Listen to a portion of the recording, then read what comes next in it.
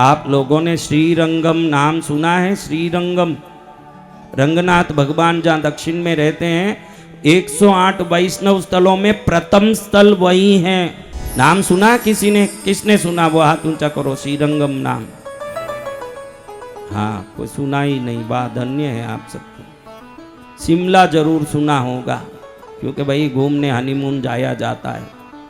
हमको भगवान थोड़ी चाहिए, संसार चाहिए। तो अब देखो श्रीरंगम में भगवान की भक्ति करने वाली एक बूढ़ी माता थी।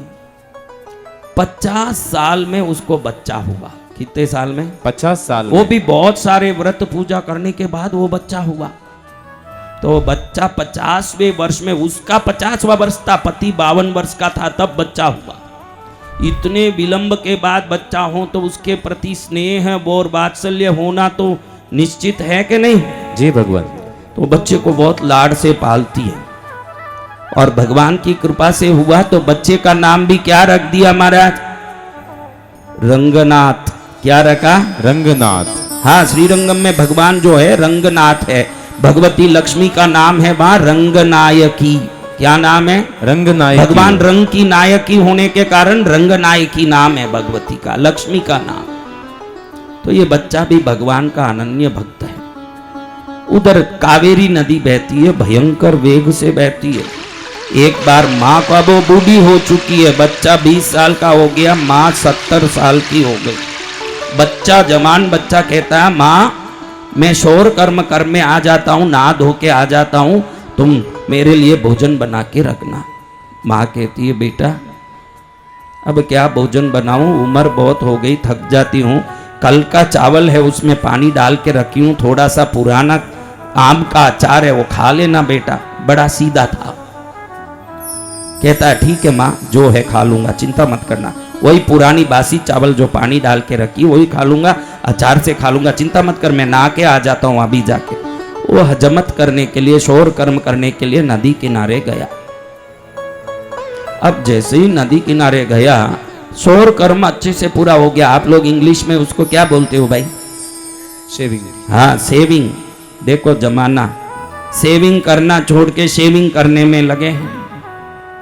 अब इधर जैसे ही शोर कर्म पूरा हुआ, नहाने गया तो सोचा कि अच्छे से नहा लूं। नहाने जैसे ही गया, पैर फिसल गया, पानी में गया। ऐसा बाढ़ आया था कि पानी में खींचा, अंदर गया, पूरा ही अंदर डूब गया।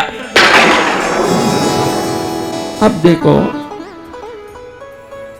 डोकरी देख रही है बुढ़ी के बेटा आएगा, बेटा आएगा। दोपहर ढल गया। क्या एक शोर कर्म करके नहाने में आधा घंटे से ज्यादा क्या लगता? 4 घंटा हुआ, मेरा बेटा नहीं आया। कैसे नहीं आया मेरा बेटा? बड़ी घबराती हुई, बड़ी दुखी होती हुई, बेटा नहीं आया, बेटा नहीं आया। अब उसको मन में लगा कि बेटा नहीं आया, रोने से अच्छा है प्रभु को बोलूं। बड़ी भोली थी। हम लोग ये जो सिटी में रहते हैं ना, ये भी हमारे पुण्य की कमी समझना। जो गांवों के लोग जितने भोले होते हैं, उनको जितने भगवान सरलता से मिल जाते हैं, इतने बड़े सिटी के लोगों को मिलना संभव नहीं है। क्योंकि हमारी होशियारी ही भगवान को हमसे दूर करती है। मेरे साथ ये होगा कि नहीं, मेरे साथ ये नहीं होगा, ऐसे शर्त लगाने वाले नालायक भी 1000 पैदा हुए। अरे भगवान और भक्ति का तू क्या शर्त लगाता है? जिस दिन वो कृपा करेंगे तो तेरे सामने आके खड़े ही होंगे, उसमें शर्त की क्या काम? ये भोले भोले लोगों में ये जल्दी होती है। अब रो रही है माता, नारायण को पुकार रही है, मेरा बेटा क्यों नहीं आया प्रभु? अब इस उम्र में मैं उस बच्चे के सिवाय कौन है मेरे, मुझे तार दो। देखो इसके पुकार ने काम किया। नदी के ऊंडाई में मट्टी में अंदर फंसा हुआ व्यक्ति को कोई शक्ति ने खींचा। श्रीरंगम में अम्मा मंडपम नाम का एक क्षेत्र है। अपने आप वो शरीर बाहर निकला और वहां जाके उसने आश्रय प्राप्त किया। बेहोशी टूटी वहां। ये बुढ़ी यहां रो रही है। देखे तो सामने बेटा आ रहा है, घर में शोर कर्म किया हुआ है, नहा धो के जो वस्त्र नया पहन के आ रहा। तो आ गया बेटा, आ गया। मैं बुढ़ापे में सोची कि अभी मर जाऊंगी, तेरे बगैर कैसे रहूंगी। अरे माँ भूख लगी है, तू तो पहले भोजन करा मुझे।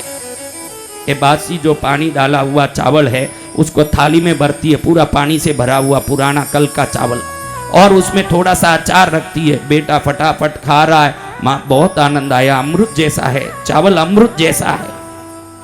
अब जैसे ये भोजन करके हाथ धो रहा है, माँ खुश हो रही है, उसको यूं अपने पल्लू से यूं पंखा झेल रही है कि मेरा बेटा आया धूप में, इसको थोड़ा हवा मिले, ऐसे पंखा झेल रही है। देखो तो दरवाजे पर उसी का और एक बेटा रूप लेके आके खड़ा हुआ।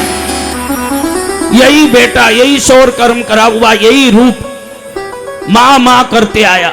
ये देखे कि उधर एक बेटा ने, इधर एक बेटा, दो बेटे कैसे हो गए?